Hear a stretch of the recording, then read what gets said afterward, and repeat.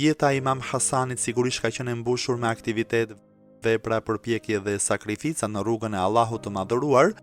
Mirëpo si çdo imam, edhe për Imam Hasanin ka ndodhi të veçantë si për jetën e tij private, ashtu edhe për jetën e tij publike. Ndodhia më e njohur në jetën e Imam Hasanit është ajo që quhet pajtimi i Imam Hasanit. Në këtë pajtim Imam Hasani sakrifikoi shumë. Me këtë veprim ai na ka njohur me trimërinë e hyrjes në fush betejë deri në martirizim, na ka njohur me trimërinë e përballjes së privimit e të keqbërjes për hir të qëllimit të lartë të hyjnor.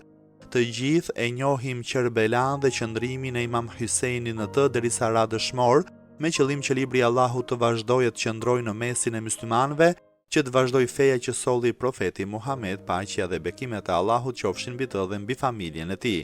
Të njëjtat sakrifica e përpjekje e bëri edhe Imam Hasani, paqja qoftë mbi të, kur vendosi të bëjë të ashtu quajturin pajtim. Ai u përball me vështirësi të shumta në këtë rrugë, deri edhe nga njerëzit më të afërt të tij, disa prej tyre e kundërshtuan atë. Imam Zeinul Abidin, paqja qoftë mbi të, ka thënë vërtet Hasan ibn Ali ibn Abu Talib ka qenë njeriu më adhurues i kohës së tij, ka qenë më i përkori dhe më i virtytshëm i njerëzve, ai shkonte në haxh këmbë zbathur.